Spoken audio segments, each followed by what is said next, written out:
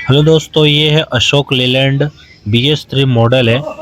इसका प्रॉब्लम ये accelerator problem है। ठीक है, आरपीएम कम बेसी होता है इसका। तो चलिए चेक करते हैं कि किस तरह से प्रॉब्लम आ रहा है। तो स्टार्ट करके देख लेते हैं पहला।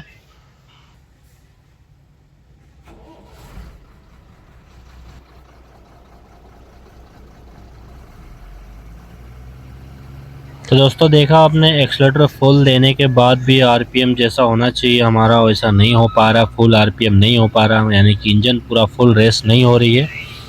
तो इसको चेक करना पड़ेगा, कुछ वायरिंग में ही फॉल्ट हो सकता है। तो पहले वायरिंग हम चेक कर लेंगे इसका। चलिए चेक करते हैं।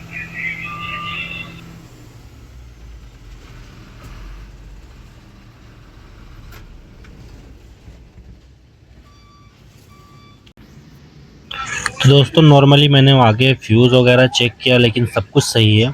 तो सब कुछ चेक करने के बाद लीलैंड में या फिर ऐसी गाड़ियों में खास करके ज़्यादा सेंसर यानी कि फ्लाईव्हील सेंसर का प्रॉब्लम आता रहता है। तो आप देख सकते हैं यहाँ पे किस तरह से जॉइंट भी किया हुआ है। तो हो सकता है यहाँ पे कुछ वायर टूटा हुआ हो या फिर फ्लाईव्हील सेंसर में भी प्रॉब्लम हो सकता है। तो अभी ये फ्लाईव्हील सेंसर को हम ओपन करेंगे और इसको चेक करेंगे कि इसका कंडीशन क्या है अंदर। तो चलिए इसको ओपन करके देख लेते हैं कंडीशन क्या है। ओके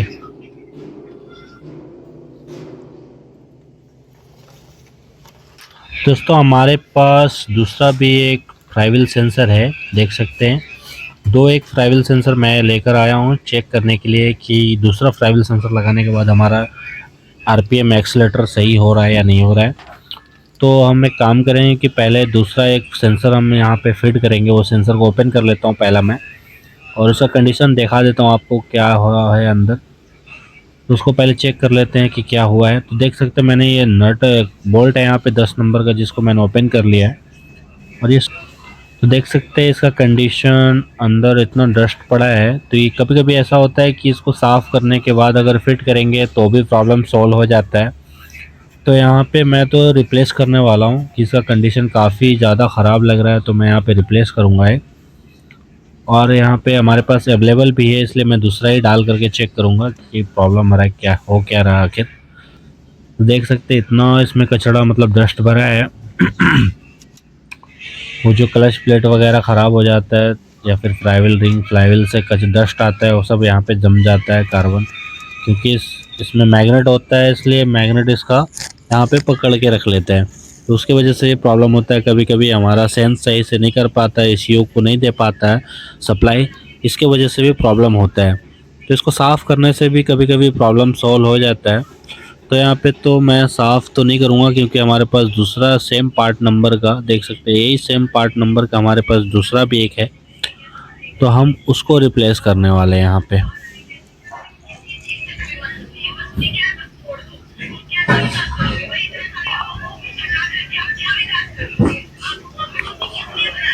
तो ये हमारा दूसरा एक सेंसर है जो कि सेम पार्ट नंबर है, दोनों भी देख सकते हैं सेम पार्ट नंबर दोनों भी है।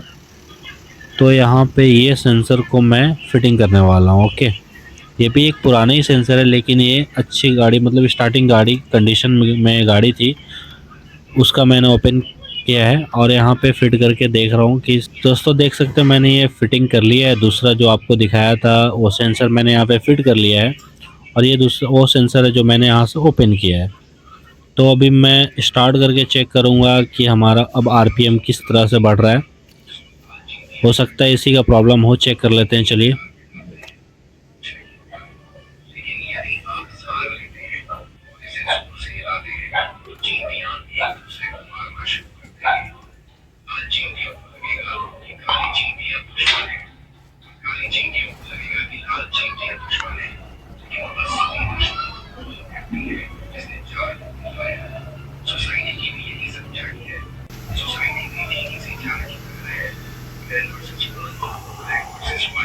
तो दोस्तों देख सकते हैं ये प्रॉब्लम जो था फ्लाईव्हील सेंसर का ही था। ठीक है, अब वो डस्ट की वजह से हो या फिर ख़राब हो गया हो, मैंने तो वहाँ पे एक दूसरा रिप्लेस कर लिया है। लेकिन जो भी प्रॉब्लम था वो सेंसर से प्रॉब्लम था। तो अब यहाँ पे हमारा प्रॉब्लम सॉल्व हो गया है। और अब जो रेस हो रही है गाड़ी, आप देख सकते हैं मैंने जैसे ही एक्सीलेटर पैडल फुल दबा रहा हूँ, ये पूरा आरपीएम 24 तक जा रहा है। यानी कि अब हमारा जो रेस हो रहा है इंजन, वो सही कंडीशन में रेस हो रहा है। तो दोस्तों इस तरह से कभी भी प्रॉब्लम आए लीलैंड में या फिर और भी कोई गाड़ियों में, तो फ्लाईव्हील सेंसर को भी चेक कर लेना होता है। कभी कभी वो हीट होकर के ख़राब हो जाता है या फिर डस्ट जाने की वजह से भी ख़राब हो जाता है या शॉर्ट भी हो जाता है, तो इसलिए उस चीज़ को भी ध्यान देना होता है। तो सेंसर को भी हमेशा देख ले एक बार, अगर आपकी गाड़ी रेस नहीं हो रही है या लोड पे रेस नहीं हो रही है तो वो चीज़ को ज़रूर चेक करें फ्लाईव्हील सेंसर को। और फिर दूसरा रिप्लेस करके आप आसानी से चेक कर सकते हैं कि हमारा ख़राब है या सही है। और इसको अलग से एक और ऑप्शन है, मल्टीमीटर से भी चेक कर सकते हैं, उसका रेजिस्टेंस चेक करके भी पता कर सकते हैं किस तरह से चेक करना है सेंसर को, अगर वैसा चेक करना आता है तो। अगर नहीं आता है तो हमें कमेंट में बता सकते हैं, हम उसके लिए एक सेपरेट एक वीडियो बना कर अपलोड कर दूँगा। तो देख सकते हैं अभी हमारा जो आरपीएम है 24 पे आसानी से जा रहा है, यानी कि जैसे ही पैडल मैं प्रेस कर रहा हूँ और 24 पे जा रहा है। दोस्तों वीडियो कैसी लगी कमेंट करके बताओ, और ऐसी वीडियोस देखने के लिए हमारे चैनल को अभी तक आपने सब्सक्राइब नहीं किया तो चैनल को सब्सक्राइब कर लो